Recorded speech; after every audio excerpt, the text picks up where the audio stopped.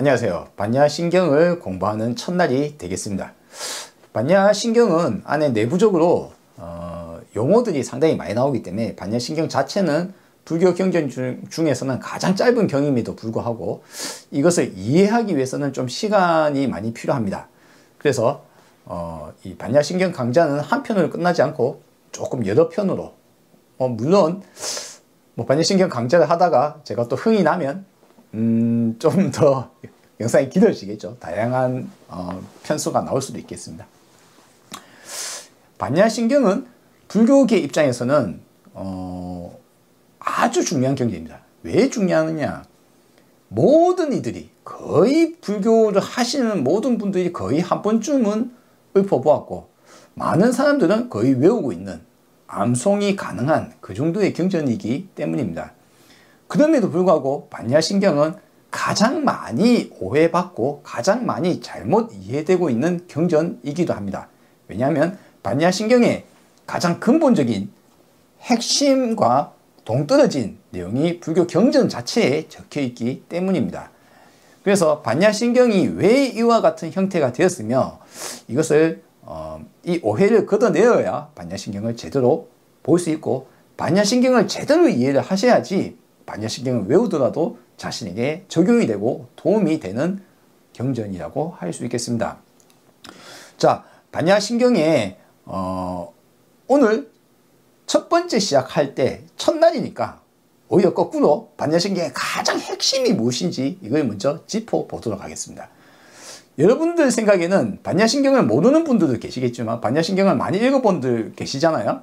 그러면 여러분들 생각에 반야신경의 핵심, 반야신경 전체를 아우르는 단 하나의 딱 문구를 뽑으라면 그것을 무엇으로 뽑겠습니까? 많은 사람들이 여러 가지 생각하실 거예요. 조견 오온 개공이라든가 여러 가지 뽑아낼 수 있는데 저는 이제 요걸 뽑아내겠습니다. 바로 원리 전도 몽상. 예, 원리 전도 몽상, 이것이 바로 반야신경의 처음과 끝입니다. 원리 전도 몽상, 이 반야신경의 거의 끝부분에 나오는 내용인데 요 단어를 한번 풀어봅시다. 원리, 원거리 근거리 할 때 원자입니다. 멀리서, 멀리, 리, 떨어지라, 분리할 때 리자입니다. 원리, 그러니까 멀리 떨어뜨려라, 떨어져라. 전도, 전도되었다, 거꾸로 되었다, 바뀌었다, 앞뒤가 바뀌었다, 이걸 전도되었다, 전도된. 몽상, 몽자는 꿈몽자, 상은 생각상자 이렇게 보시면 됩니다. 또는 생각상 혹은 모양상. 이게 모양상과 생각상을 불교에서 혼용하는 이유도 있습니다. 왜냐하면 이것이 결코 두 개가 따로 떨어져 있지 않기 때문에. 예, 우리 머릿속에 생각하는 상과 눈에 보이는 모양, 상자는 연관이 있습니다. 그렇기 때문에 이 두 개가 함께 자주 혼용되어서 사용되고 있습니다. 어쨌거나 자, 몽상, 꿈꾸듯이 느껴지는 생각. 내가 몽상에 빠져있다 이거예요. 무슨 몽상? 전도된 몽상. 원래 세상의 모습과 지금 내가 생각하는 것은 전도된 몽상에 빠져있다 이거예요. 제가 이 불교 경전의 이해 첫날에 뭐라고 했죠? 불교는 원인과 결과에 의해서 일어나는 것을, 연관되어서 일어나는 것을 이해하고 이것을 과학적으로 사고하고 배워서 내 삶에 직접 적용하는 것이다. 그리하여 내가 잘못된 것에서 벗어나는 것이 불교이다. 벗어난다.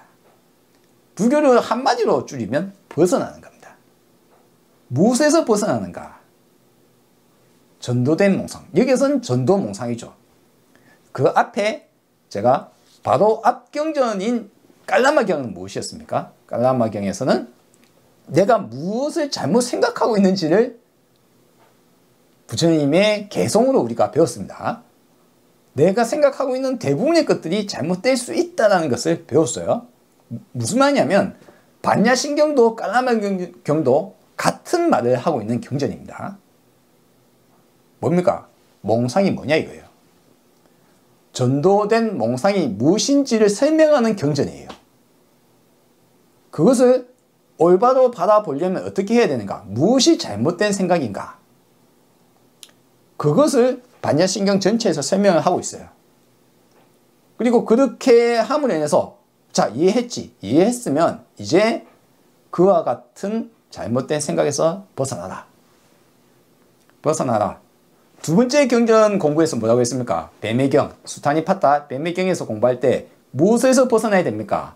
뱀이 오래된 껍질을 벗어버리듯이 오라, 바람에서 모두 떠나라. 오라, 낫다고 생각하는 것들, 세속적인 것들, 거기에 얽매이고 너무 괴로워하지 마라. 거기에서도 벗어나라. 파람, 초란 무엇인가? 그 무엇인가를 찾고 있는 것, 엉뚱한 것에 집착하고 있다면 거기에서도 벗어나라. 오라, 파람에서 벗어나라. 그것이 잘못되어 있다. 그것이 거기에 쌓여 있으면은 엉뚱한 생각에 빠져 있으면 괴롭고 세상을 바로 보지 못한다. 지혜롭지 못하고 어리석다. 벗어나라. 거기에서 벗어나야 탐진치에서 벗어날 수 있다라고 두 번째 경전 공부인 수타니파타 뱀의경에서 제가 여러분께 강독을 해드렸습니다. 오늘 배울 반야신경도 마찬가지의 흐름을 갖고 있기 때문에 반야신경이 선택이 된 겁니다. 제가 경전을 뭐 아무거나 가져오진 않고 가져오더라도 모두 설명하지는 않습니다. 하지만 반야신경은 이 핵심 사유 그리고 그 전개 과정이 모두 앞에 제가 뽑았던 첫날 불교 경전의 이해의 방법, 원리, 기본에 부합하고 두 번째 뱀의경, 수타니파타 뱀의경의 첫 1, 2, 3, 4 개송에 부합하며 세 번째 깔라마경, 깔라마경의 제일 기본적인 개송, 핵심이자 알파이자 오메가 내 생각과 다른 사람의 무엇이 옳은지 어떻게 우리는 알 수 있습니까? 라는 질문과 부합하는 내용이 바로 반야신경입니다. 그렇기 때문에 반야신경을 여러분께 강연을 하려고 합니다. 자, 어쨌거나 목표는 그리고 이 경의 가장 핵심은 원리 전도 몽상이다. 그러면 이 이름, 이 경전 이름 세 개를 다 모으면 각각 뭡니까? 해탈경이에요. 불교는 처음과 끝이 벗어남의 경이거든요. 자, 여기서 이제 한 가지 이제 반야신경 공부로 직접 들어가기 전에 하나만 먼저 짚고 들어가겠습니다. 바로 언어에 대한 이해입니다.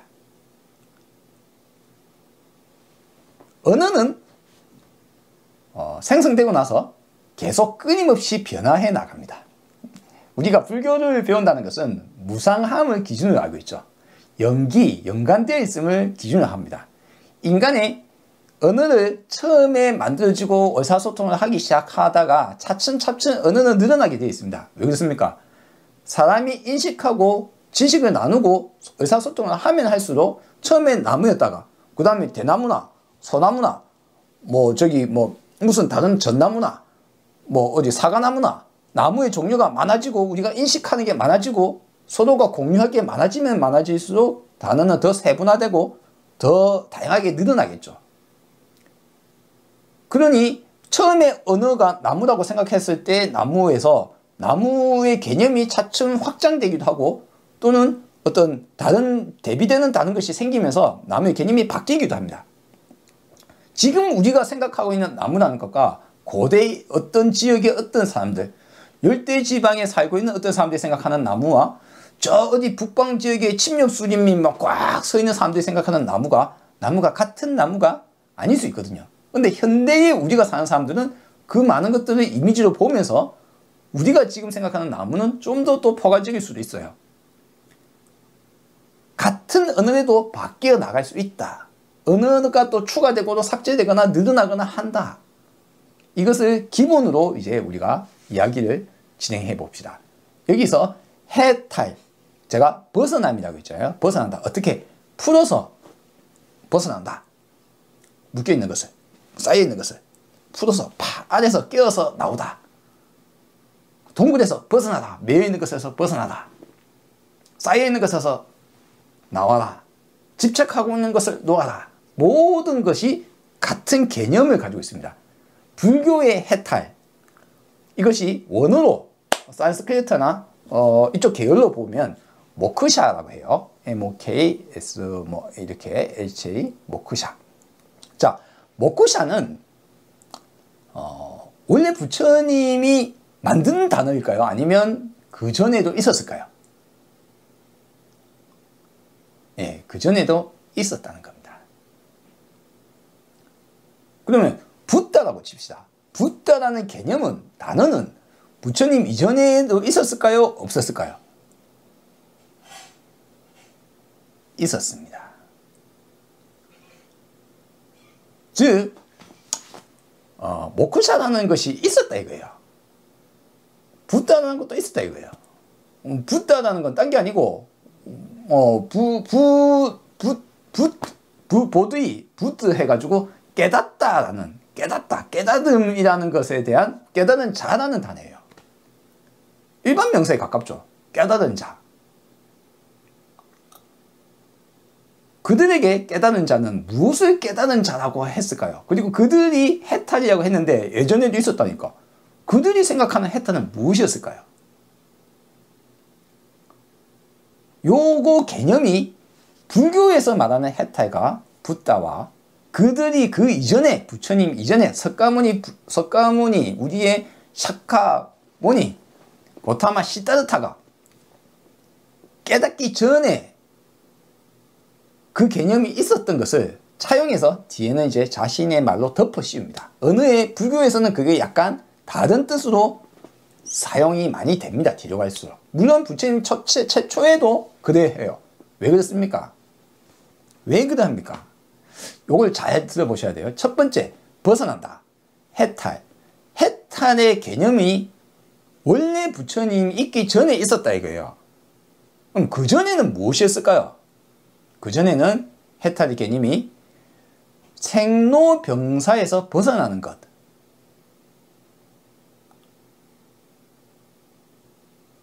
생로병사라는 윤회에서 벗어나는 것이 해탈에 가까운 거였어요. 근데 여러분 가만히 생각해 보세요. 생로병사 앞에도 말씀드렸다시피 원래 그런 거예요. 거기에서 벗어난다는 것은 약간 비인간적이죠. 그럼 이게 가능하려면 어떻게 됩니까? 생로병사에서 벗어난다. 그것은 마치 신적인 것으로 느껴질 거예요.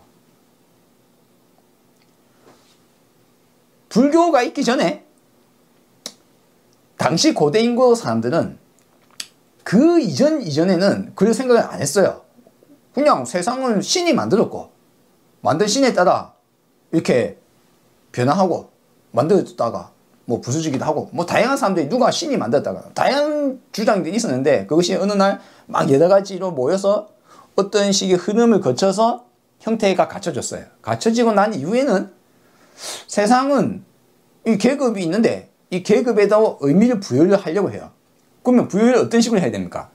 사제 계급은 아주 훌륭한 브라흐마라는 신적인 존재의 입에서 높은 데서 나왔고 크샤트리아는 뭐 다른 팔이나 다른 힘을 쓰는 곳에서 나왔고 그 다음에 바이샤 계급은 배 쪽에서 나왔고 수드라 계급은 제일 밑바닥 농노나 노예들은 발 쪽에서 나왔다라는 거예요. 그러면 이제 천하고 귀하고 하는 것을 신에 기대어놨죠.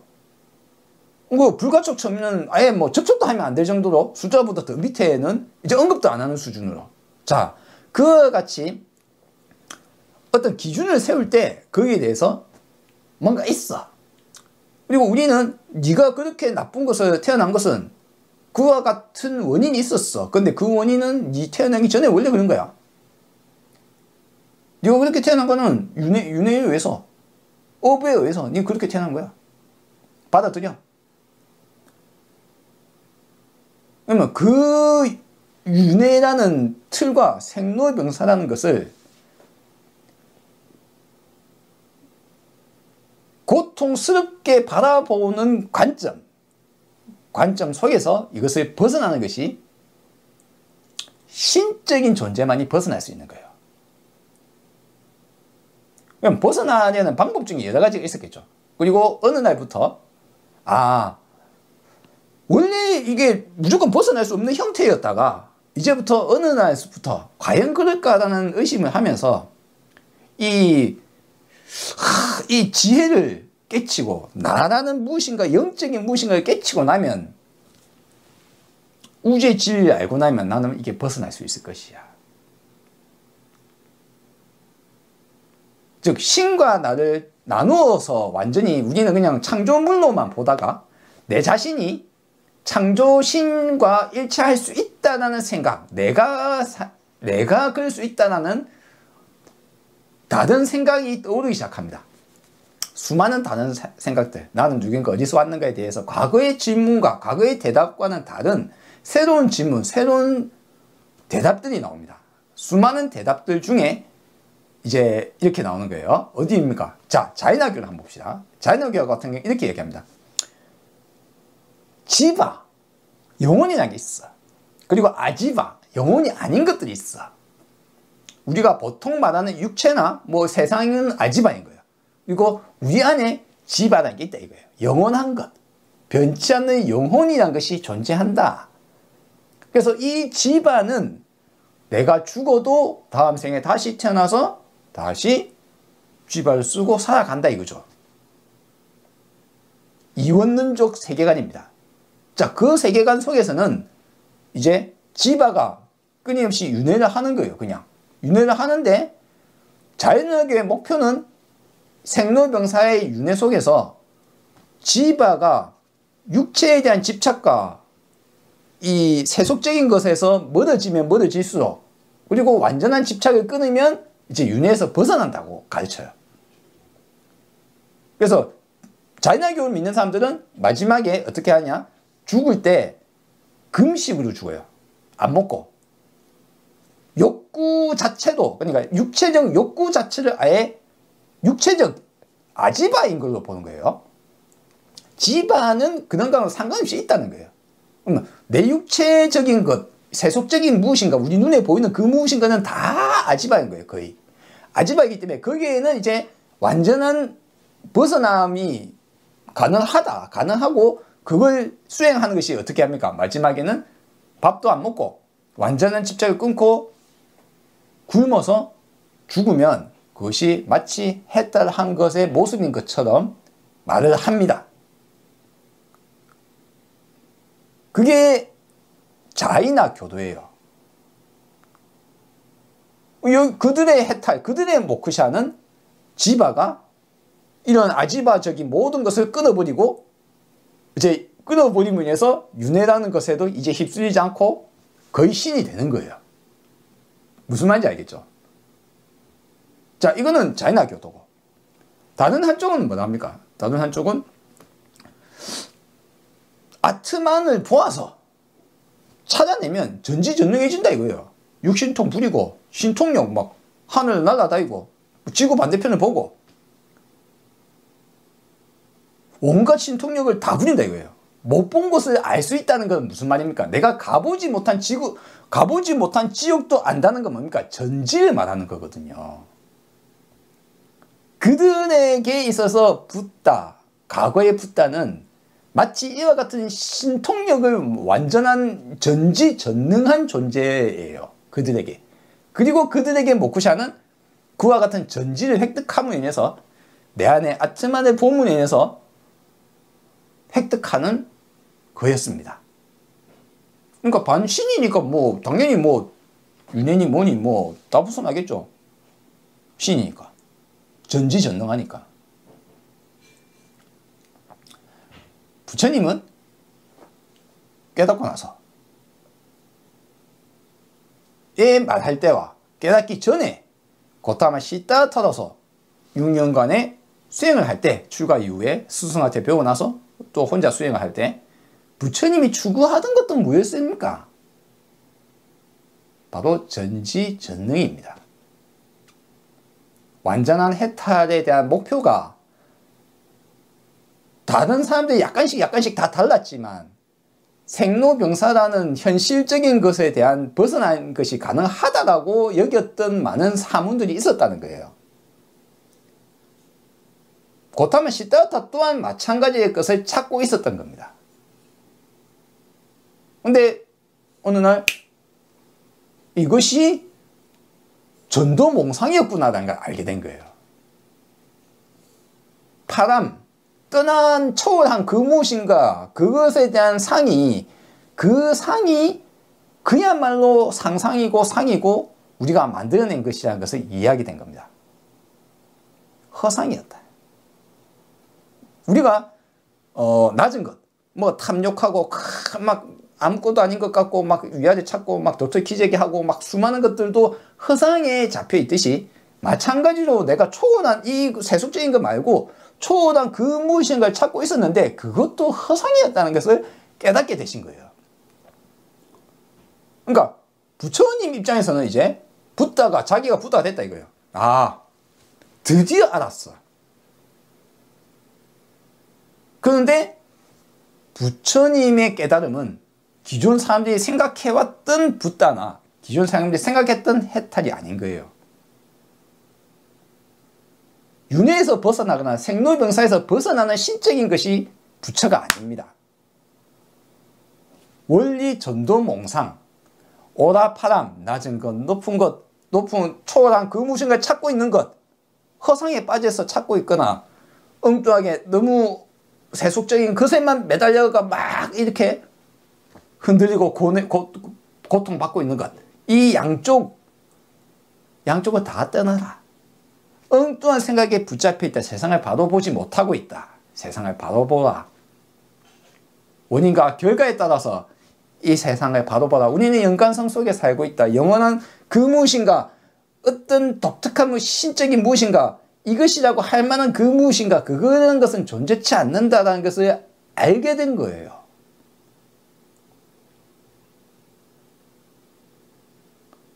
그 순간 이제 벗어나셨습니다. 그리고 벗어남에 대해서 평생 이야기하셔요. 아, 네가 뭘 지금 네가 물어본 질문 속에 네가 생각하고 있는 것이 무엇이 잘못되었다. 아, 네는 무엇을 집착하고 있다. 네는 무엇을 집착하고 있다. 네가 지금 뭘 엉뚱하게 생각하고 있다를 계속 말씀하시고 거기서 벗어나라. 내 착각에서 벗어나라. 내 꿈속에서 벗어나라. 내 집착에서 벗어나라. 그 벗어남에 대한 이야기가 불교입니다. 벗어나면 마음이 편안하고 동요하지 않으며 평정심 속에 이 순간, 지금 이 순간을 살아갈 수 있도록 삶의 지혜이자 삶의 태도를 알려주신 거예요. 반야신경 또한 원리 전도 몽상, 그것이 알파이자 오메가입니다. 반야신경에서 말하는 헛된 몽상은 무엇이냐 이거죠. 우리가 이제부터 배워야 될 내용은 바로 그것입니다. 반야신경에 말하고자 하는 바, 반야신경의 저자 혹은 반야신경의 저자가 속해 있었던 학파, 거기에서 말하고자 하는 것, 그들의 주장, 그 주장은 무엇인가? 그것을 우리가 이제 공부할 필요가 있습니다.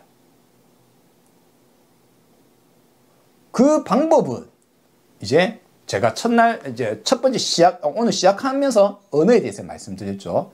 그래서 이제 들어가 봅시다. 이제 오늘 분량은 아마 제목과 관자재보살이라는 시작한 용어, 여기까지만 이야기를 해도 아마 끝이 날 것 같아요. 한번 시작해 봅시다. 이 경전의 이름은 마하반야 바라밀다 신경이에요. 자, 요 제목은 우리가 한국에서 쓰고 있는 반야신경, 주로 읽고 있는 반야신경의 제목입니다. 요 제목이 각각 달라요. 같은 내용을, 거의 같은 내용을 담고 있더라도 반야신경마다 제목이 약간씩 다릅니다. 근데 요 제목을 갖고 있는 것은 이제 현장 스님, 중국의 현장 스님이 번역한 본이에요. 현장 본에 우리가 지금 읽고 있는 대부분, 한국 사람이 읽고 있는 대부분의 의식행사, 의례행사, 법회, 스님들이 아침 저녁 외우고 있는 이 반야신경은 다 거의 대부분 현장본을 외우고 있습니다. 자, 현장 스님이 번역한 이 마하반야 바라밀다 신경이라고 되어 있죠. 예. 여기서 간단하게 지금 중간에 조금만 세워봅시다. 현장 스님은 누구인가? 현장 스님은 보통 삼장이라고 합니다. 삼장법사. 우리가 서유기에서 나오는 삼장법사예요. 서유기가 선호군과 저팔계와 사오정이 삼장법사를 모시고 천축, 즉 인도를 경유하며 경전을 구해서 중국에 돌아오는 내용을 담고 있죠. 서유기가. 이 서유기는 실제 현장 스님이 당나라에서 출발을 해서 서역을 돌고 약 17년 혹은 19년간의 인도에서 공부도 하고 경도 모으고 해서 다시 돌아옵니다. 돌아와서 쓴 대당서역기라는 책을 기반으로 서유기가 쓰여집니다. 이제 신화적이고 소설적이고 재미를 덧붙여서 대당서역기에 신기해 보이는 내용들을 과장해서 이렇게 서유기가 만들어지는 겁니다. 자, 이 현장 스님은 왜 삼장법사라고 불리는가? 삼장, 세 가지 보물창고, 장이라면 뭐 창고 정도로 느끼면 됩니다. 그러니까 세 가지 장이다 이거죠. 세 가지 장이 무엇을 세 가지 장이라 하느냐? 경, 율, 론, 이것을 세 가지로 합니다. 삼장이라고 해요. 경은 경전이라고 해서 부처님의 말씀을 적어 놓은 것을 경전이라고 보통 불리우고 있습니다. 그 다음에 율은 뭘까요? 율은 승려들이 모여 있으니까 단체 사회생활을 하니까 야 이거 정도는 지켜야 되지 않느냐, 요거는 하면 안 될 것 같아 라는 것을 율로 만들어 놓고 그거는 지키라고 되어 있는 것이 율입니다. 보통 계율로 표현하죠. 계는 제일 기본적인 가장 중요한 기반에 되는 그 정신이 계에 들어가 있고, 이 계를 형성해서 실질적으로 지켜야 되는 법률은 율이라고 보통 표현합니다. 이것이 율장이에요. 계율이 같이 들어가 있죠. 그 다음에 론장은 뭐냐? 경이 처음에 쓰여질 때는 사람들이 마음대로 덧붙이고 쓰고 했어요. 막 글 쓰고 할 때는 쓰는 사람마다 막 자기 마음대로 썼어요. 그런데 이것이 어느 정도 어느 학파마다 막 쓰고 막 난리를 하다가 특정 수준 이상이 지나고 나니까 이제 경이라고 적혀 있는 거 있는데 다들 알고 있는데 책으로 막 쓰여졌는데 거기에 새로 경을 써가지고 내가 마음대로 쓴 다음에 이게 경이라고 하기에는 조금 부끄러운 거예요. 그래서 어떻게 합니까? 이제 덧붙여서 쓰거나 새로 쓰지 않고 있는 경을 갖고 이제 내 주장을, 이것이 이런 말이야, 불교는 이런 말이야, 부처님의 말씀은 이런 것이야 라는 해석에 대해서 각자가 이제 자기의 저자, 자기 이름을 달고 논을 쓰는 거예요. 이거에 대해서 해석본인 거죠. 자신의 주장을, 자신의 이해를 책으로 쓰는 것, 그것이 논입니다. 대논장의 시대가 한때 벌어집니다. 서로 간에 이것이 맞다, 저것이 맞다, 부처님 말씀 이것이야, 우리 학파가 옳아, 여기서 이것은 이거야, 이 책에서 말하는 거 이거야, 자신의 주석과 자신의 이해, 자신의 정도에 따라서 그게 많은 논을 씁니다. 이것이 대논장의 시대입니다. 자, 그런데 이 경률론 3장을 한마디로 현장법사가 가서 여러 가지를 두고 와서 이제 그 중국에 당태종 일대에 가져왔기 때문에 삼장법사라고 불리우는 겁니다.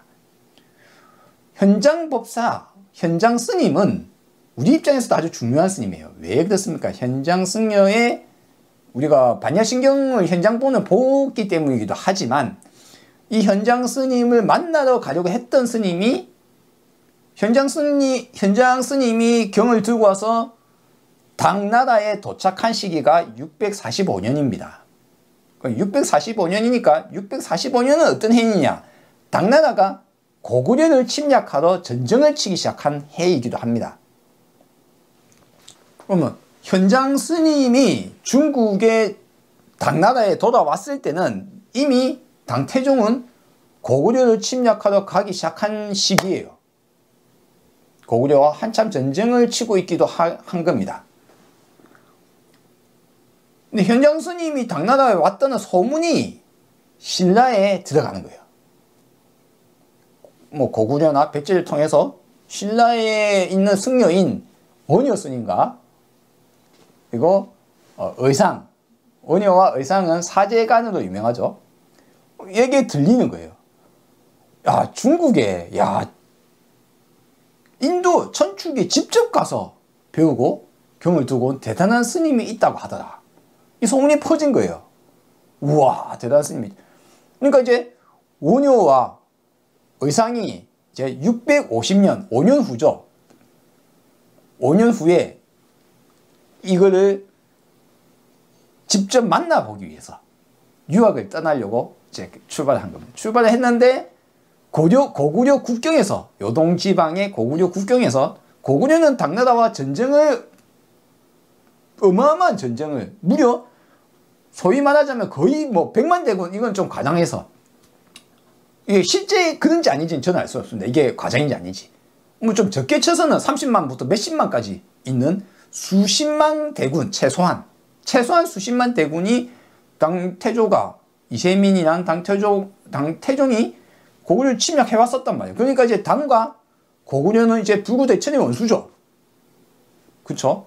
그런데 고구려 국경 지방을 승려 복장을 한 사람들이 당나라로 가려고 하니까 이거 승려 복장을 입은 첩자 아니야?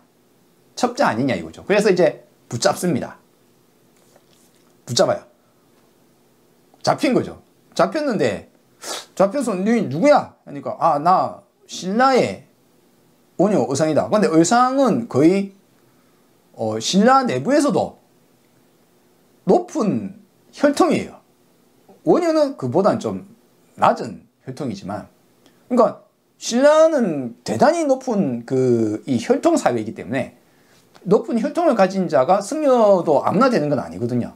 한편으로는. 어쨌거나 그래서 이제 다시 풀려나가 돌아옵니다.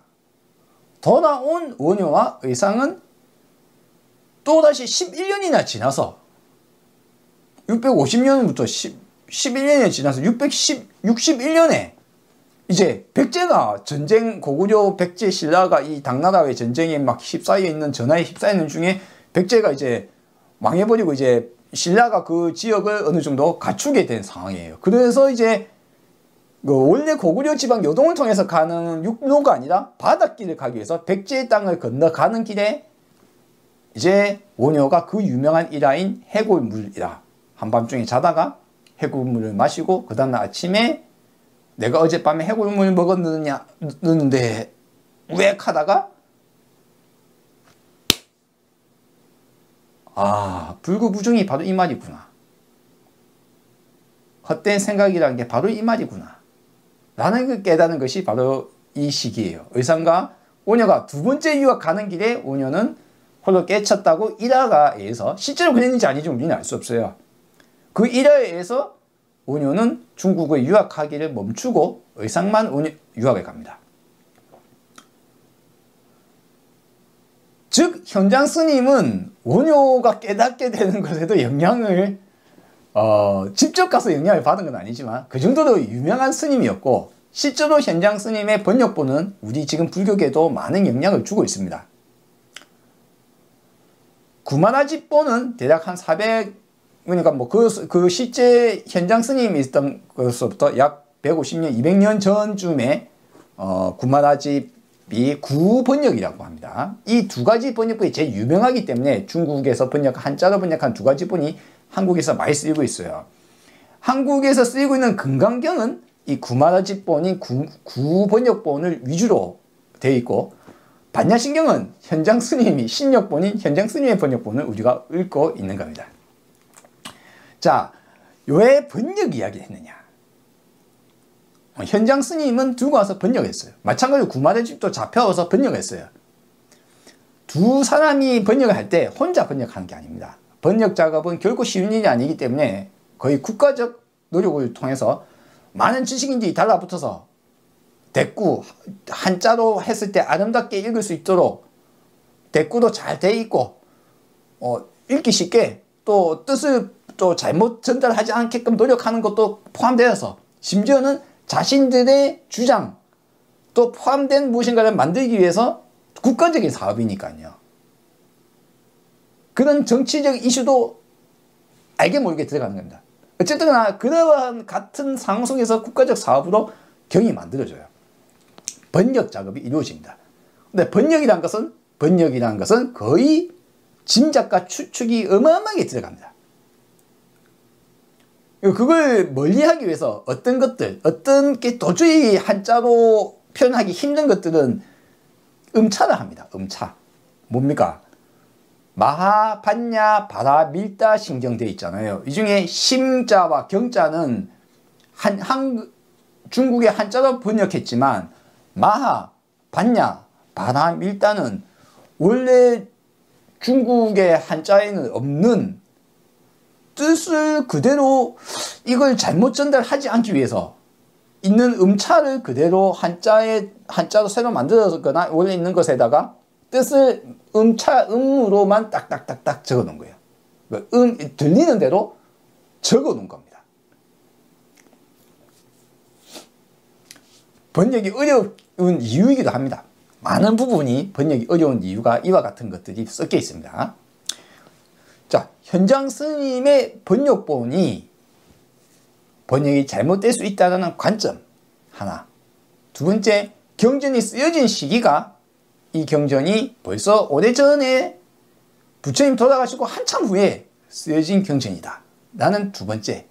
세 번째, 이 경전을 이해하기 어렵게 만드는 부분이 또 포함되어 있다. 요 세 가지가 이제 제가 여러분께 전달하고자 하는 이제 추가적인 내용이에요. 핵심은 반야신경이 무엇을 말하는 것인가 라는 것이고, 그 외에 이 경전을 이해하려면 이와 같은 관점 하에서 봐야 된다. 이 현장 스님 이야기 꺼낸 이유입니다. 자, 이 현장 스님 번역본인 반야신경을 한번 살펴보도록 합시다.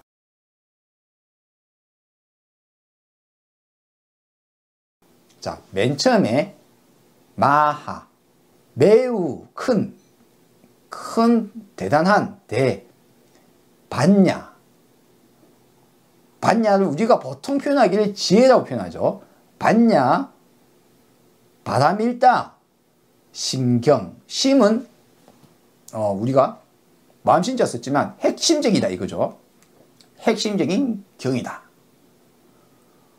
바람일다, 지혜로 바람일다인데, 그럼 바람일다가 뭡니까? 바람일다는 앞에 제 강좌를 들으신 분들은 알겠죠? 뭡니까? 오라, 파람. 오라, 낮은 것. 파람, 뛰어넘은 것. 넘어선 것. 초월한 것. 그러니까 반야 바람일다라는 말은 무슨 말이냐? 지혜로 뛰어넘자, 초월하자. 지혜로 뛰어넘는, 넘어서는 심경인 거예요. 핵심은 반야이고 반야로 뛰어넘는 경이다. 그런데 앞에서 제가 말씀드렸다시피 뭐였습니까? 불교는 오라, 파람을 둘 다 허상으로 잡고 여기를 둘 다 떠나는 것이 불교잖아요. 근데 왜 파라미타가 목적이 되었을까요? 파라미타라는, 파라민이라는 이것이 목표가 된 것 자체가 이미 시대가 흘렀다는 것을 여러분이 이해를 하셔야 됩니다. 원형을 이해할 수 없으니까 왜 오라 파람을 둘 다 떠나라는 건지 이해를 할 수 없어지니까 뒤에 가면 어찌 됩니까? 뒤로 가면 갈수록 피안, 저 언덕으로 넘어가는 것으로 불교가 자꾸 변질돼요. 피안이 뭡니까? 저 언덕. 저쪽으로 건너가자 이거죠. 건너가는 것으로 변질되어 있는 상태예요, 벌써. 그 시기가. 반야신경이 쓰여지는 그 시기, 반야부경전, 그 학파 또는 깨달은 누군가, 깨달은 사람을 따르는 그 사람들이 모인 학파 또는 뭐 어떤 대중, 어떻게 봐도 됐습니다. 우리는 알 수 없죠. 왜냐하면 저자가 안 적혀 있으니까. 어떻게든 그런 학파 내지는 그 어떤 사람이 그 이 경전을 쓰는 시점에서는 벌써 바라밀이라는 이게 오히려 목표가 된 거예요. 해탈이 바라밀이라는 것으로 서서히 변질된 상태입니다. 원래는 뭡니까? 원래는 파람, 초월한 그 무엇인가를 잘못 생각할 수 있기 때문에 거기서도 떠나라고 돼 있어요. 그렇죠? 이것이 원형이에요. 원형에서 차츰 벗어나기 시작해가 뒤에 가서는 부처라는 것은 초월한 무엇인가야. 부처님이 신격화되고 부처님이 자꾸 대단해지고 계속 신격화 시키다 보면 부처님은 초월한 무엇인가를 획득한 사람으로 바뀌게 됩니다. 그래서 그러면 나는 어떻게 해야 돼? 나는 초월해야 되는 겁니다. 그럼 초월은 무엇을 할까요? 보통 우리 북전 쪽에 이름에서 자기 스스로를 대승이라고 자칭하는 이 사람들은 육바라밀이라는 것을 목표로 그것으로 넘어가자 합니다. 보시바라밀, 인욕바라밀, 지혜바라밀 시작해서 정진바라밀, 그렇죠? 육바라밀, 다양한 바라밀을 통해서 뛰어넘자 이거죠. 이게 수행의 도구이자 뛰어넘는 것이 목표인 그런 종교로 이제 바람밀이 많이 쓰인다는 것 자체가 원래 파람조차도 떠나라는 기존 부처님의 가르침을 차츰 이게 너무 경전이 많아짐으로 인해서 그것이 차츰 별로 중요치 여기지 않게 되고 이해는 할 수 없고 그때서야 이제 새롭게 등장하는 개념들이에요. 물론 바람밀은 대승 또는 이 북전에서만 있는 건 아닙니다. 원래도 수많은 경전 속에 이미 바람밀 개념은 등장해요. 후대로 갈수록. 왜? 오라파람 뛰어넘는 것도 떠나라는 말을 이해를 못해서 후대로 가면 갈수록 바람밀로 다시 갑니다. 아주 재미난 이야기입니다. 부처님은 오라파람을 하지 마라. 거기서 떠나라. 그런데 이 세속적인 것을 버리고 다시 초월적인 그 무엇인가로 떠나는 종교로 다시 변질됩니다. 왜 그럴까요? 하나는 이거예요. 하나는 부처님 당시에 부처를 제외한 부처 본인도 심지어는 부처 되기 전 고타마 시다타라는 본인이 수행하고 했던 방식이 뭡니까? 듣고 배우고 알았던 거 떠나는 거죠. 세속적인 이런 것이 아닌 신적인 무엇인가가 되는 초월하는 그 무엇인가 전지를 깨닫는 것이 목표였던 사람들이 주변에 꽉 차 있었어요. 그러면 우리 부처님께서 고타마 시다르타가 부처가 되기 전고 되기 후도 마찬가지로 주변 사람은 여전히 그런 사람들이 꽉 있는 거예요. 그러면 부처님의 제자들은 하늘에서 솟아났습니까? 땅에서 솟아났습니까? 그들도 마찬가지로 그 사람들이에요. 많은 사문들이 역시 지혜롭고 그거 열심히 해왔던 사람들, 그 사람들 대상으로 부처님이 네가 지금 하고 있는 것이 잘못된 거야 해가지고 설득해서 그들이 일부가 이게 부처님 시야로 들어오는 거죠. 그 사람들도 여전히 원래 그 속에 빠져있던 사람이에요. 그리고 여전히 오지 않은 사람들, 여전히 다른 학파들, 다른 사문들, 바라문 원래 그거 사문 활동을 안 하던 다른 바라문들부터 시작해서 수많은 사람들은 여전히 그런 세계에 살고 있는 겁니다. 그러면 부처님이 돌아가시고 그러면 당시에 부처 제자들도 과연 얼만큼 깨달았을 것인가? 그들이 만약 다 부처였다면 이 형태가 안 돼요. 지금 불교가 이런 모습이 되지 않습니다. 부처가 만약 부처님 있고 부처님 밑에 만약 우리가 보통 흔히들 이야기하는 500아라한이라든가 1250아라한이라든가 과장되었거든요. 엄청나게 과장되었어요. 그들이 만약 1250아라한이나 500아라한으로 부처님과 동급의 깨달음을 얻었다면 이 세상은 이렇게 바뀌지 않습니다. 왜? 한 명이 500명을 나왔으면 500명 또는 1250명을 나왔으면 1250명이 한 명씩만 나왔어도 1250이 계속 이어지겠죠. 만약 한 명이 두 명만 바뀌었으면 어쩝니까? 두 배씩 늘어났어. 한 세대당. 한 세대를 만약 30년, 40년을 칩시다. 세대마다 또는 50년 칩시다. 어쨌든 50년마다 만약 두 배씩만 늘어났으면 어떻게 됐을까요? 세상은 부처로 가득 찰 거예요. 부처님 당시에 깨달음을 얻은 사람은 아마도 사리자 정도.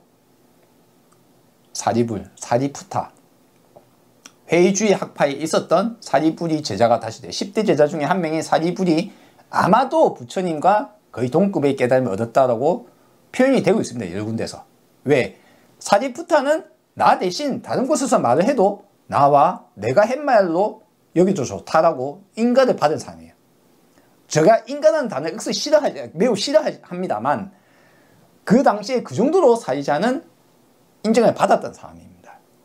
근데 사리자는 부처님 자신보다 나이가 많았단 말이에요. 먼저 죽었어요. 부처님 돌아가시고 나서 후대 또는 당대에 같이 부처님께 배웠던 사람들 중에 아란이 과연 몇 명이 있었을까요? 그리고 부처님 제자들이 다시 그 한 세대 정도 그 세대에 같이 당시에 부처님과 같이 있었던 사람들은 그래도 부처님 말을 들었으니까 오다파담을 다 떠나라는 말을 들었고 개송을 해도 부처님의 행위, 행동, 행위, 이 인간적인 모든 것들을 다 본 사람들이 있기 때문에 헛소리를 할 확률은 적습니다. 그런데 한 세대, 두 세대 정도만 지나가 버리면 만약 100년이 딱 지나버렸어요. 부처님 없는 상태에서 100년이 지나갔어요. 그리고 개송을 이해를 할 수 없어지면은 그때부터는 이제 차츰 상승하기 시작합니다. 그리고 앞에도 말씀드렸다시피 불교에 들어오는 사람들도 다 어떤 사람들이냐? 바라문들이에요. 대체로 부처님은 물론 바로 이것이라고 할 만한 것이 없다라는 것을 아신 이후로 계급적 타파, 즉 바라문만 받는 것이 아니라 바라문보다 낮은 계급, 쿠샤트리아나 혹은 또 발샤나 수드라나 심지어는 불가촉 천민조차도 이것이라고 할 만한 게 없다라는 차별을 떠난 사람에게는 드디어 이제 현실 세계가 다시 보이는 거거든요. 새롭게. 받아들여요. 하지만 불교만 그렇잖아요. 불교 사문만. 부처님 제자들만. 다른 데는 여전히 대부분의 사문은 그냥 다 바라문인 거예요. 그 전통, 오래된 전통을 함부로 갑자기 바뀌지는 않는단 말이에요. 사회적 전통이. 부처님 사후 이후에 불교에 들어오는 사람들은 또 누구였을까요? 여전히 바라문들이 많습니다. 지식과 지혜가 있고 글을 쓰고 있고 하는 사람들 위주로 받아들여요. 그럴 겁니다. 그렇지 않았을 확률도 있지만 많은 사람들은 여전히 바라문이고 그들의 사고방식, 그들이 배운 거, 그들이 익힌 거, 반복해서 들은 거, 책에 적혀있던 것들이 대부분 그런 것들을 봤던 사람들이 불교로 들어온단 말이에요. 그들이 다른 사람과 부딪혀서 이야기를 할 때도 항상 그런 것에 부딪혀요. 당연하게도 부처님은 계속 신격화를 시키고 다른 사람과 부딪힐 때마다 우리가 최고의 하나를 이야기하기 위해서는 부처님을 자꾸 신격화 시켜야 되거든요. 대중에게 설명하기 위해서도 신격화 시키고 어느 날 부처는 거의 신격화 되어버려요. 그러면 부처는 어떤 겁니까? 오다파람을 떠나라고 했던 부처의 말은 차츰차츰 저 뒤로 별로 중요치 않게 여기지고 이해할 수 없고, 첫째 이해할 수 없다. 두 번째 그거를 갖고는 이야기할 수 없다 이거예요. 아, 부처님은 초월한 사람이라고 이야기해야 돼요. 그와 같은 것 때문에 불교가 차츰차츰 바뀝니다. 윤회도 마찬가지예요. 윤회나 신이나 각종 뭐 아수라, 천왕 시작해가 뭐 수많은 신하들 다 받아들이고 또 대중에게 설명하기 위해서 윤회나 업을 또 받아들이고 수많은 것들이 계속 들어옵니다. 그 중에 이제 부처라는 것이 신격화 되면 될수록 뒤로 가면 이제 우리는 초월해야 되는 거예요.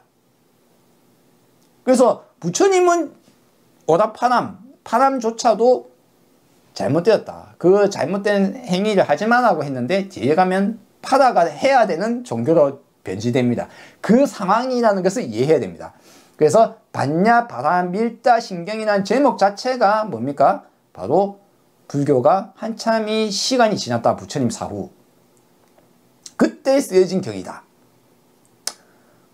자, 여기서 이제 그러면 지혜를 한번 봅시다. 반야 돼 있죠. 반야 바라밀다 신경이죠. 반야는 무엇이냐 이거죠. 반야의 원래 뜻을 한번 보려면 반야 이게 이제 빨려 쪽으로 보자면 반야가 주로 빤야라고 발음이 됩니다. 산스크리트 쪽의 어근 쪽으로는 프라즈나예요. 뭐 프라즈나가 빨리하고 너무 차이 나는데요. 프라라는 접두사예요. 접두사가 빨리 쪽에서는 빠라고 바뀝니다. 프라가 빠로 바뀝니다. 프라와 빠, 그 다음에 즈나라는 것은 여기 빨리 쪽에서도 즈나라고 있지만 이 결합될 때 즈가 묵음이 됩니다. 빠나 됩니다. 그래서 빠냐가 되는 거죠. 자, 프라즈나, 그러면 산스크리트의 프라즈나, 빠즈나. 프라가 무엇이냐 이거죠. 프라는 영어의 프로 하고 어근이 같은 겁니다. 프로스펙트 뭡니까? 프로스펙트의 원어는 뭡니까? 프로, 스펙트, 전망이라는 뜻인데 앞을 보다. 그래서 전망이에요. 뭐 비전 이렇게 해도 이미 약간 뜻이 바뀔 수 있겠죠. 그럼 뭐 프로그레스 뭡니까? 진행. 프로, 앞으로 나아가다. 프로그레스, 프로시드. 프롤로그. 에필로그, 프롤로그 있죠. 에필로그는 뭡니까? 에필로그는 어떤 주 본체 영상이나 글에 뒤에 붙는 것을 에필로그라고 하고 그 앞에 붙는 것을 프롤로그라고 하죠. 즉 앞쪽의 것을 간다, 앞쪽으로 가다, 앞쪽을 보다, 그렇죠? 뭐보다 앞에 있다 등으로 이제 프로라는 단어는 핵심은 앞쪽입니다. 그러면 예를 들어서 프로핏은 뭡니까? 프로핏의 원래는 예언자인데 예언자는 뭡니까? 앞에 것을 말한다, 펠라라는 어원에다가 프로, 앞에 것을 말한다. 그래서 예언이에요. 선지자, 예언. 그렇죠? 미래를 말하니까 선지자, 예언자인 거예요. 프로페테스라면 뭐 예언서 뭐 이렇게 되겠죠. 그래서 프로는 앞에 것을 앞으로라는 뜻을 갖고 있다. 이것이 프라즈나라는 산스크리트에서 보면 프라는 앞에, 앞쪽에, 앞에 것을 즈나는 안다라는 거예요. 안다. 안다라는 것은 영어로는 KNOW, 크노우인데 크가 묵음이죠. 노우죠. 앞에 즈나도 뒤에 가면 J가 묵음이 된 경우가 많다고 했죠. 크노우는 노우라고 발음을 하지만 왜 K를 붙일까요? 원래 그노우나 즈나나 그노우는 뭐냐면 그리스 쪽에서는 그노우라고 합니다. 여기는 크노우 돼 있는데 여기는 그노우 돼 있는 거예요. 그리스 쪽에는 즈노우, 그노우, 크노우 다 즈나 같은 안다라는 겁니다. 안다는 거예요. 그래서 여기서 그노시즘이라고 하면 영어에서 그노시즘 하면 영지주의거든요. 그러니까 아는 주의인데 무엇을 아냐 이거죠. 영적인 것을 깨닫는다. 영적인 무엇인가를 알게 됨으로 인해서 깨닫는다. 그것이 그노시즘, 영지주의라고 하는 거거든요. 그노시즘은 아는 것과 관련이 있습니다. 그렇죠? 그러면 마찬가지로 그노시즘의 그노우나 크노우, 안다는 영어나 빨리어 산스크리트의 즈나가 같은 어원입니다. 이게 인도 유럽 언어의 이 변차사에서 같은 어떤 어원의 가지를 같이 가지고 있습니다. 그래서 산스크리트의 즈나는 영어의 노우, 안다라는 것과 동일한 이야기입니다. 그러면 앞을 즈나, 프라즈나, 앞을 안다. 앞을 안다. 그러니까 공간적인 앞을 아는 게 아니라 시간적인 앞을 안다는 거예요. 그러니까 미래를 안다. 예측한다 이거죠. 미리 알더라는 거예요. 미리 안다는 이야기 한마디예요. 내일부터 이제 해가 다시 짧아질 거야. 동지를 아는 사람은 훌륭한 사람이겠죠. 왜? 동지를 어떻게 알 수 있을까요? 동지를 알려면 맨날 첫날 하늘을 보고 있어야 돼요. 밤하늘을. 해가 동쪽으로 기우고 서쪽으로 기우고 해가 짧아지고 길어지고, 왜 우리 해는 이제 겨울이 되면 해가 낮은 데서 떠서 낮게 이렇게 기울어서 왔다가 그 여름이 되면 저쪽에 가서 이제 더 넓게 이렇게 높게 해서 떠서 지잖아요. 그럼 동지와 하지를 아는 것은 이제 시간의 변화를 알 수 있는 거예요. 이제 1년이 다시 시작된다. 이제 해가 짧아지다가 드디어 이제 다시 해가 길어지는 시기인 그 시기는 그 외국을 치자면 크리스마스가 원래 서양의 동지, 해가 가장 짧은 시기에서 이제 드디어 해가 다시 부활하는 시기, 해가 다시 길어지기 시작하는 시기가 바로 동지 12월 25일 부근이었어요. 지금은 동지가 그때랑 시간상으로 많이 바뀌었지만 그 시대, 그 시점에서는 그 시기가 12월 25일 부근이 동지였던 거예요. 이제 그 다음부터는 해가 다시 길어지는 시기인 거예요. 그럼 그걸 알려면 해와 낮을 봐서는 알 수 없습니다. 밤하늘을 봐야 돼요. 별을 봐야 해가 어디에서 해가 뜨는 위치를 지정할 수 있는 거는 별을 보고 있어야지 해 뜨는 위치를 정확하게 알 수 있었거든요. 그러니까 시기상 밤하늘을 맨날 보던 사람 뭡니까? 점성술사, 예언자, 점성술사라고 하죠. 예언자 마찬가지예요. 뭡니까? 시간 알고 달력을 알고 언제 어떻게 된다는 것을 아는 사람, 지금 이제 씨를 뿌려도 된다는 사람, 춘분 지점을 알고 뭘 알고 달력 날짜를 아는 사람.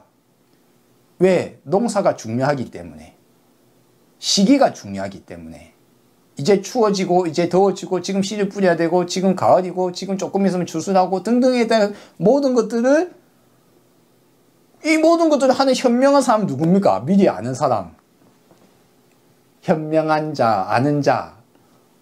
그래서 빤야는 프라즈나, 원래 용어적으로, 원래의 용법에서의 빤야는 미리 아는 사람이었던 거예요.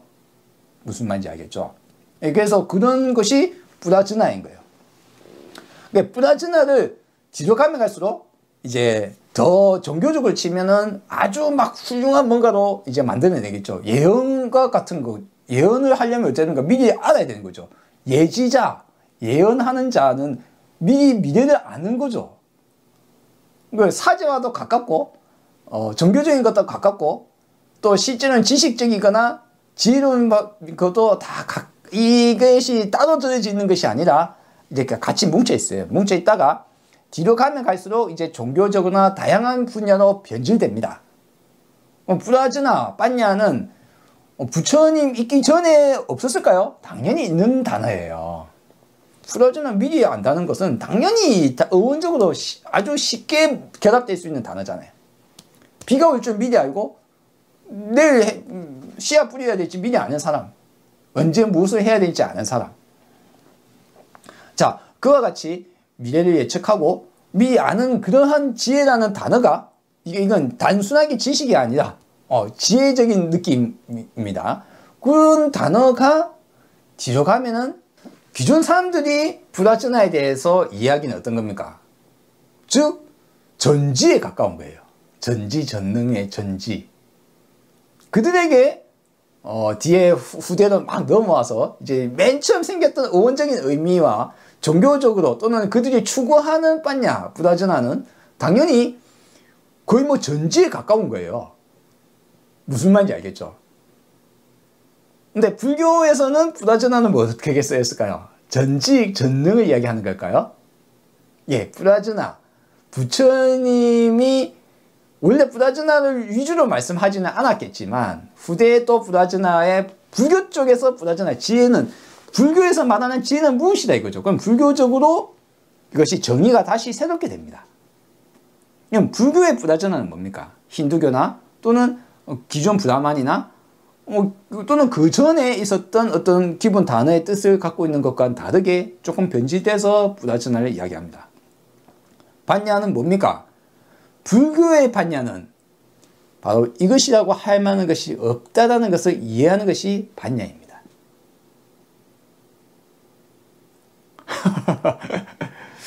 변화해 나가고 연관되어 있으며 연기를 이해하고 무상함을 이해하고 무아를 완전히 이해하는 것을 반야라고 합니다. 불교의 반야, 불교의 지혜는 최종적인 어떤 우리가 부처님 깨달음의 가장 핵심적인 코어를 이제 이야기를 할 수밖에 없는 거예요.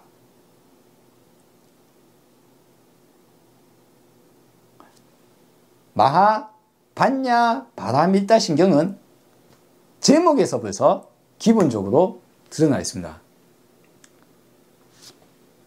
반야, 연기적인 것, 연관되어 있으며 원인과 결과 연관되어 있고 연관되어 있으며 연관되어서 일어나고 연관되어서 사라지고 우리가 모든 것이 연관되어 있기 때문에 단 하나 완전히 독립 개별적인 무엇인가 이것이라고 할 만한 것은 존재치 않으며 영은 불면하지도 않다. 변화해 나가더라. 무상하더라. 라는 것까지 포함되어 있는 이것은 하나의 현상의 다른 이름들이에요. 연기라는 이름과 무상, 무아라는 이름은 다 같은 말이에요.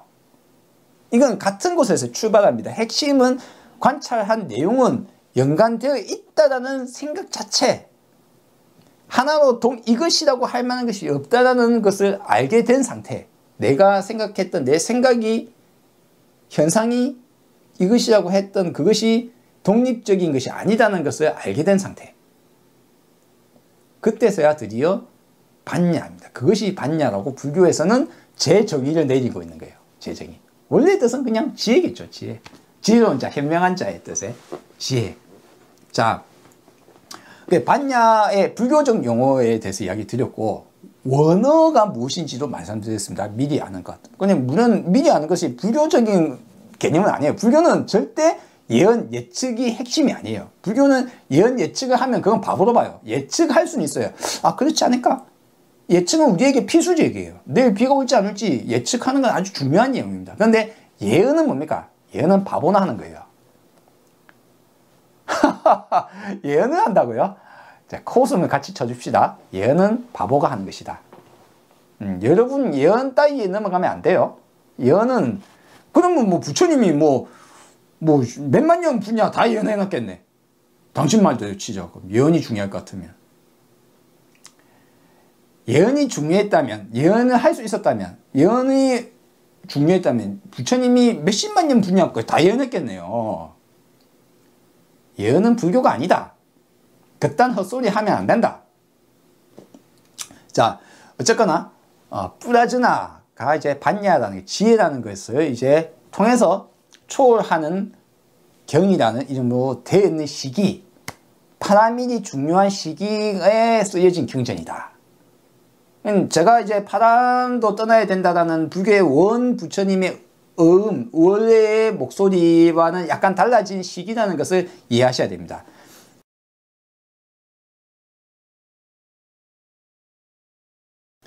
그리하여 맨 처음 시작이 어떻게 됩니까? 관자재보살 나옵니다. 원래 이제 이게 약본입니다. 약본이고 광본이 있어요. 약본과 광본의 차이점은 경전의 스타일에 따라서 어떤 것들은 어느 지역에 부처님이 어떻게 해서 누구과의 어떤 상황 속에서 말을 하기 시작했다라는 것이 이제 드러나고, 그 다음에 본래 내용이 나오고, 그 다음에 마지막에 그래서 어떻게 했다까지 끝나는 것이 이렇게 모여있는 것을 보통 넓은 광자 써서, 보통의 경전 형식이 그렇게 되는 경우가 많거든요. 이게 처음부터 그런 건 또 아니에요. 이것 또한 어느 시점에 뒤에 차츰차츰 규격화된 거예요. 경전에 쓰다가 규격화가 어느 정도 시점부터 규격화돼서 남들 다 따라하는 거예요. 규격화가 되면 뒤에 가면은 그걸 더 화려하게 하기 위해서 처음에 부처님에 대해서 하는 걸 어디서 해야 될까요? 당연히 초반부에서 강조를 합니다. 부처님의 눈에서 빛이 퍼져 나오고 하늘에 천신이 내려와서 듣고 있고 이렇게 강조를 부처님이 더 높이는 거죠. 근데 그것은 별 중요하지 않거든요. 다 허상이고 다 뒤에 쓴 사람들이거든요. 그러니까 아무것도 중요한 게 없어요. 어쨌거나 그와 같은 강본에는 그와 같은 서두와 끝마무리가 있는데, 반야신경에는 그것이 이제 빠져있는, 우리가 보고 있는 관야신경은 그것이 빠져있는 약본, 자, 압축하고 약식으로 만드는 경전이란 거죠. 실제로 강본도 있어요. 강본은 그 앞뒤로 조금 더 붙어 있는, 별로 뭐 길지는 않습니다. 뭐 왕사성이 뭐 어쩌고 돼 있어요. 그럼 막 다 헛소리예요. 왜냐하면 실제 부처님이 이 경전을 말한 게 아니기 때문에. 무슨 말인지 알겠습니까? 부처님 있을 때는 관세음보살이라는 존재 개념 자체도 없어요. 어쨌거나 자, 관자재보살, 그래서 약본이기 때문에 바로 들어갑니다. 그 관자재보살 왜 이게 되냐? 이제 실제로는 이렇게 강본에는 이렇게 돼 있어요.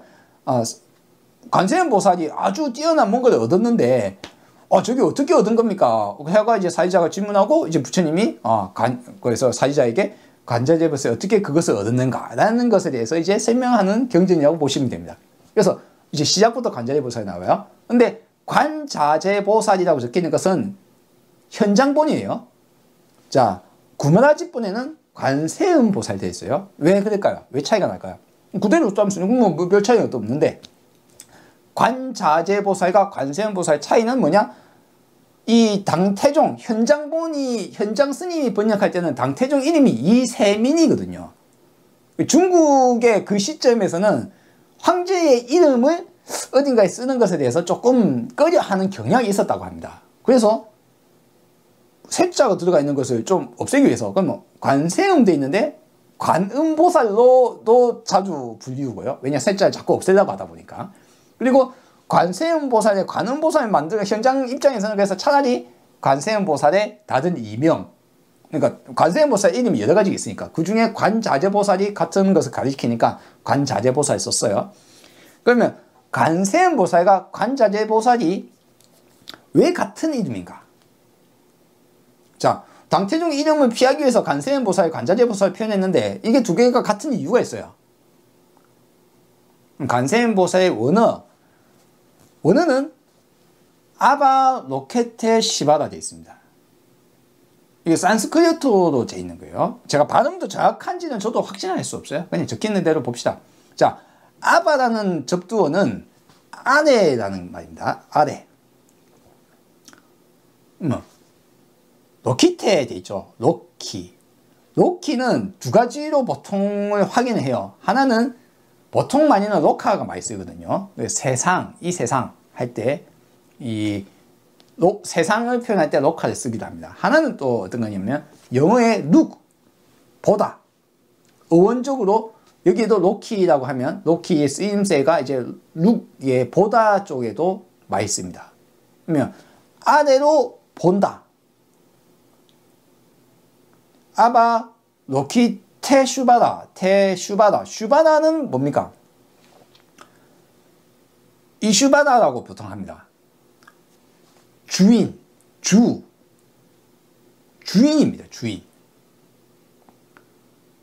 뭐 아래로 내려다보는 주인이에요.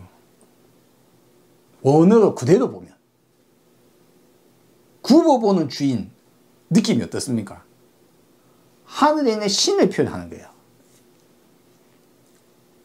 이것의 가장 근원적인 쪽으로 올라가면 아주 오래된 이 개념이 아주 오래된 개념입니다.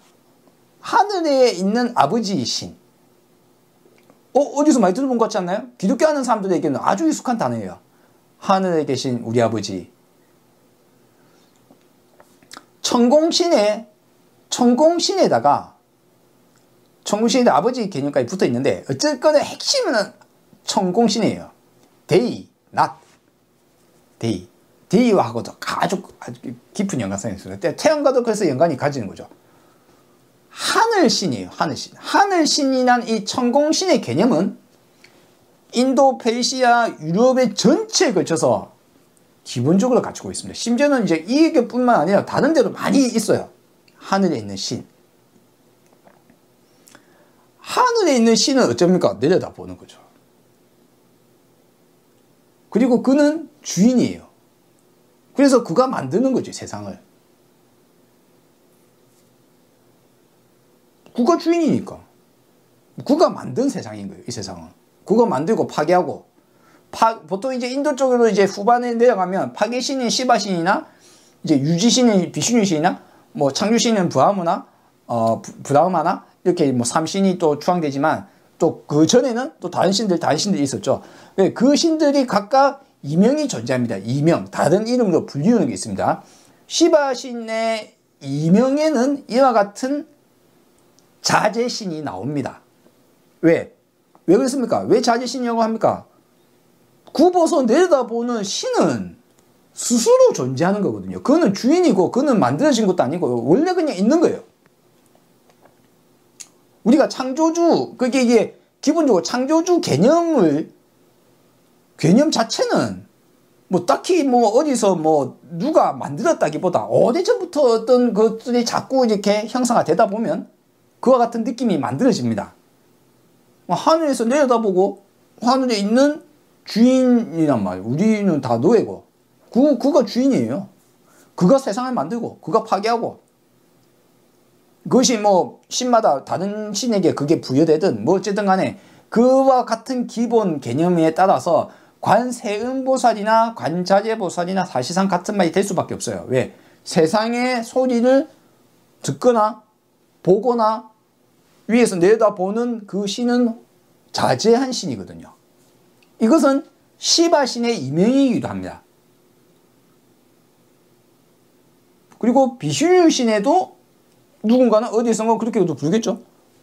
즉 관자재보살은 어디에서 원형을 알 수 있는가 하면 인도의 기본적인 신화 소설, 제가 소설이 아니고 인도의 신화 속에 있는 신들이 다른 사람들이 다 그런 걸 좋아하고 하는데 내려다보는 주인이 있단 말이에요. 그럼 내 손을 들어주기도 해야 될 거 아니에요.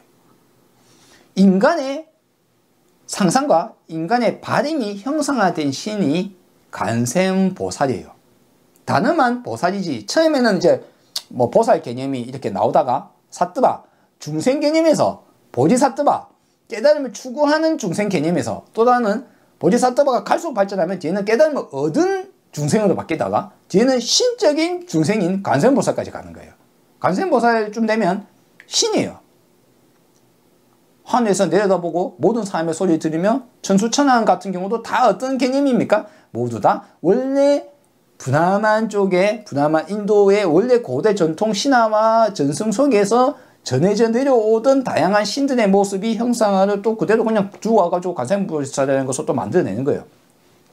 실제로는 거의 시바신과 비슈류신의 유명한 이름들을 마구 부르는 것이 뭡니까? 천수경에 있는 관세음보살 중심으로 하는 천수경의 대단하니 경이라는 이름에 있는 그 거대한 주문이 전부 다 뭡니까? 그 내용의 99%는 비슈류신과 시바신을 찬양하는 이명들로 이루어져 있는 주문이에요. 그게 뭐 불교 전용의 주문이라고 생각하시면 착각하시는 겁니다. 관세음보살 자체가 그와 같은 개념을 받아들여서 만들어진 신이다. 왜? 인기 있으니까. 당신의 바람을 들어줄 훌륭한 신이 딴 데는 있는데 왜 불교는 없어? 어차피 여러분 그게 대승에서만 했다고 하면 착각이에요. 여러분이 가끔 이 남전불교 하시는 분들이 굉장히 엉뚱하게 그냥 이렇게 자기를 올피고 뭐 대승은 뭐 비불인데 자기네들은 다 부처님 말씀에 하는 그런 바보 같은 말을 합니다. 제가 더 심한 욕을 할 수도 있지만 거기까지는 안 할게요. 왜 그렇습니까? 남전불교를 하시는 분들도 자기를 떠나서 봐야 돼요. 불교인들이 불교 속에 포함되어 있으면 자기 자신을 합리화하려고 노력하고 남전불교에 속해 있다 시작하면 대승불교에 타자와 해가 욕을 하고 자기 자신을 제대로 못 보고 대승불교에서 빠져 있으면 대승불교에 빠져 있다고 남전불교에 타자와 해가 나쁘다고 하지고 자기는 막 합리화하려고 해요.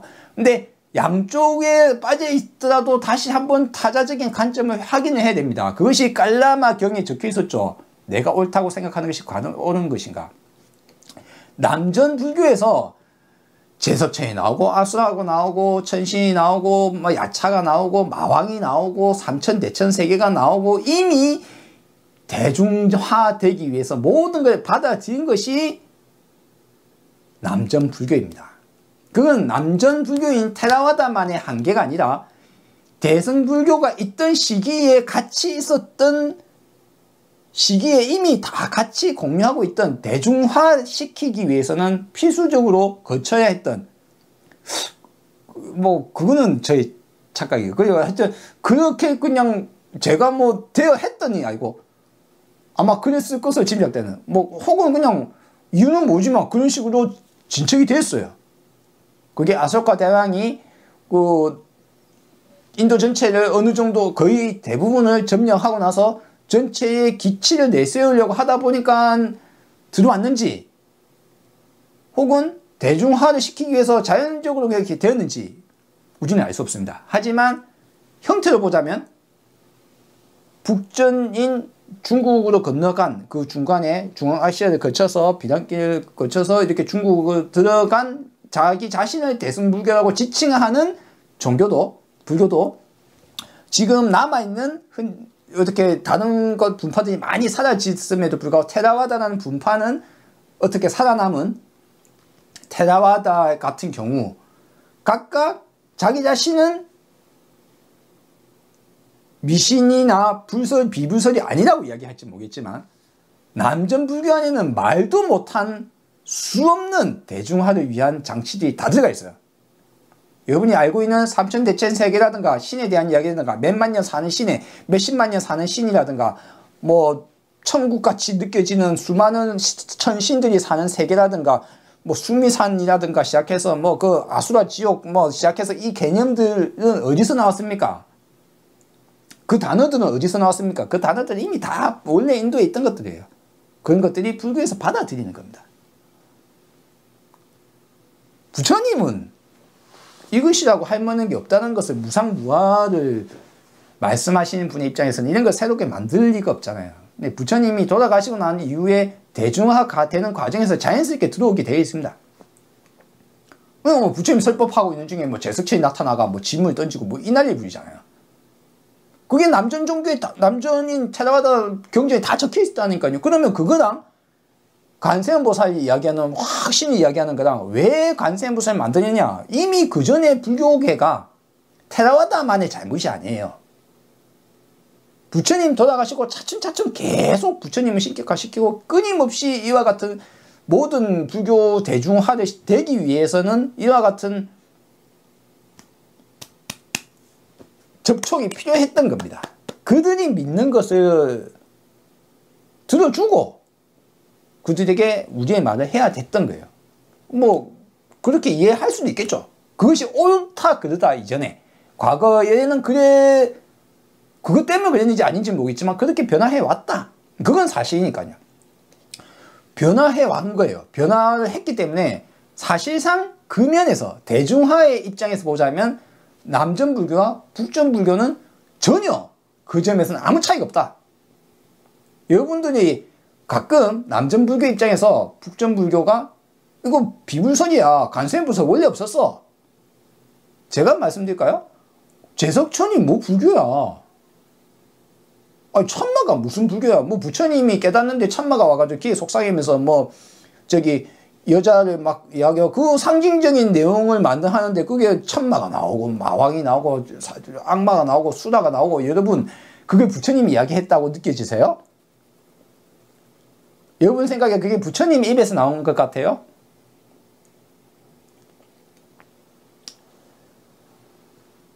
후대가 열심히 소설을 썼습니다. 그리고 그 소설은 양쪽에 다 들어가 있어요. 특히 어떤 소설이 많이 들어가 있습니까? 율을 지키라고 하는 율장에서는 계율을 반드시 지켜야 되니까 어째야 됩니까? 계율을 반드시 지키라고 이야기할 때는 뭔가가, 절대적인 뭔가가 필요하거든요. 그러니까 원래는 신이 있었는데 저기 서양 쪽에 뭐 기독교 쪽에서는 뭐 신이 막 심판이 내리고, 또는 조라스트교 입장에서는 선악의 신이 있고 뭐 그래서 뭐 이렇게 하죠. 그래서 선을 반드시 따라야 된다거나, 불교에 있던 인도 쪽에서는 선하게 살아야 된다는 이유는 뭐라고 이야기하냐 이거예요. 담마를 따라야 된다. 담마라는 것은 법의 안에는 선악 개념도 좀 포함되어 있어요. 우리가 지금 생각하는 법이라는 느낌과 기존의 원래 담마, 원래 인도인들이 보고 있던 담마에는 선의 개념도 같이 포함되어 있어요. 따라야 되는 것. 그래서 그런 담마를 따른다고 하는 것은 어떤 개념입니까? 그 안에는 이것을 안 따르면 악업을 받는 거예요. 따라야 되는 거니까. 윤회 시스템이 신의 역할을 하는 겁니다. 그냥 네가 나쁜 일 했지, 좋은 일 했지, 그러면 윤회 시스템은 천국 지옥을 관장하는 우리 저기 뭐 옥황상제나 뭐 이야기하고 있었던 뭐 염라대왕 저기 불교적 개념 뭐 그런 어떤 개념들이 전부 다 같은 것을 같은 것을 목표로 합니다. 뭡니까? 윤리 목표예요. 이렇게 해야 돼. 선하고 악하고 지켜야 돼. 말아야 돼. 이것을 반드시 지켜야 되는 것을 도덕적 개념이 사회가 이룩하려면 사회의 공통의 율이 필요하거든요. 법률이 필요한 겁니다. 그것이 과거에는 종교가 그 역할을 맡아서 해왔던 거예요. 함께. 그러다 보니까 종교, 특히 종교 안에서도 율장 파트에서는 율을 반드시 지켜야 된다고 말을 하는 사람들이 뒤에 가면 무엇을 열심히 만들어냅니까? 우리가 보통 이야기하는 본생담.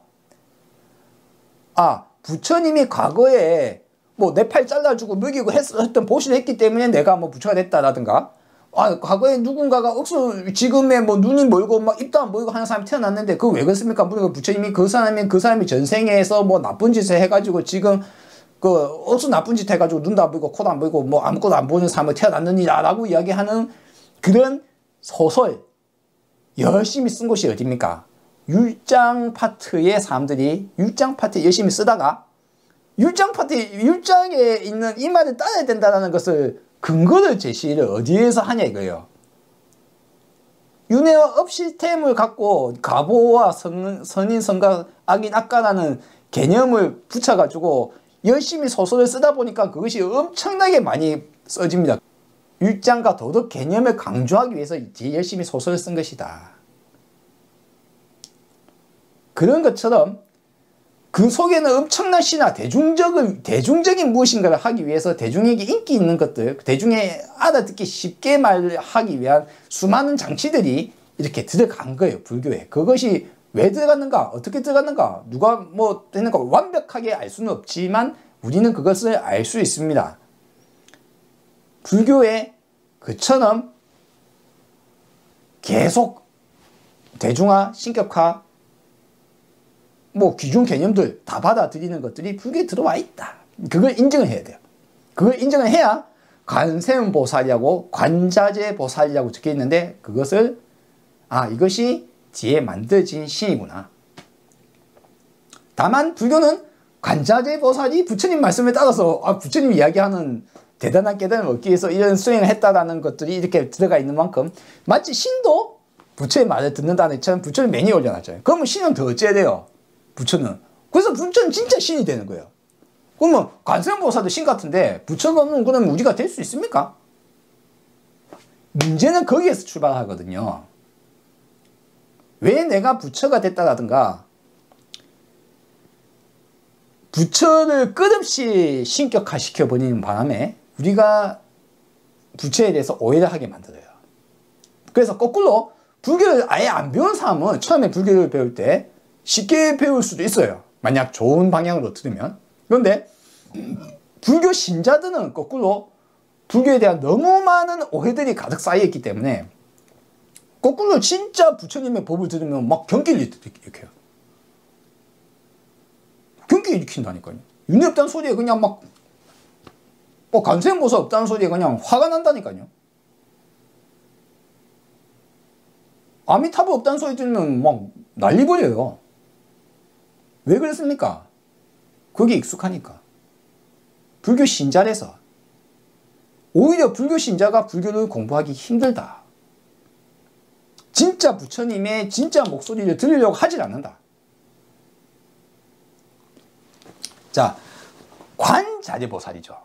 앞에 말씀드렸다시피 관세음과 관자재는 내려다보는, 굽어보는 주인, 신이라는 개념이라 치면 그 사람은 만들어지거나 자기 자신이 부서지거나 하면 신격화를 없애버릴 거 아니에요. 신격화가 되지 않습니다.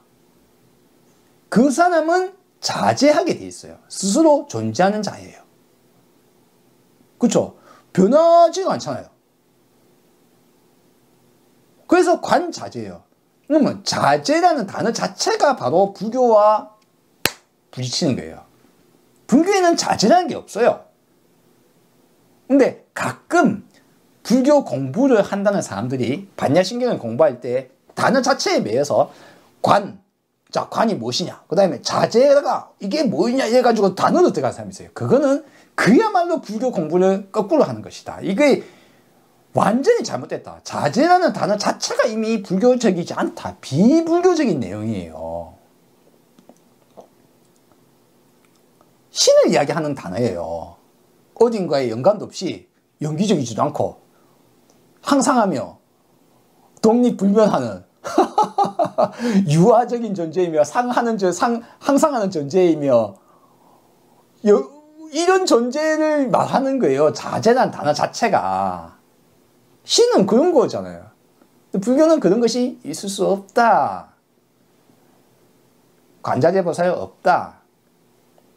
그럼 그 단어는 그냥 뭐 옛날에 그 사람들에게 하기 위해서 했던 말이다. 거기에서 끝. 거기에서 뭐 관을 뭐 자제를 어떻게 뭐 그 단어 끝. 해석하지 말라. 관자재보살은 여러 이유로 신적인 존재를 만들어낸 것이 형상화시킨 것이다. 우리의 바람이 당시 사람들의 바람이 그와 같은 존재로 형상화되어 있는 것이다. 그냥 관자재보살이다. 뭐냐? 보살이 일반 사람이 우리가 깨달으려면 어떻게 해야 됩니까? 우리가 원리 전도 몽상하려면 어떻게 해야 됩니까? 라는 내용이 이제 펼쳐집니다. 이제 자, 여기서 마무리해 봅시다. 너무 영상이 기니까. 그러니까 오늘 뭐 했습니까? 마하반야 파라밀타 신경이란 것이 왜 이렇게 돼 있는가? 핵심은 원리 전도 몽상, 벗어나는 것인데, 벗어나라는 존재가 원래 아래 것과 너의 것도 떠나라, 그런 엉뚱한 거 하지 마라 했는데 이미 파라밀이 중요한 세상으로 시간이 지나왔다. 이미 그런 시기다. 관자재보살이라는 것도 그것을 표현하고 있다. 이 경전 자체가 한참 후대에, 부처님 사후 한참 후대에 쓰여진 경전이라는 것을 알 수 있다. 그럼에도 불구하고 이 경전을 공부하는 이유는 그 내용이 너무 좋기 때문에. 다만 몇 가지 걷어낼 것을 걷어내고 봐야 된다.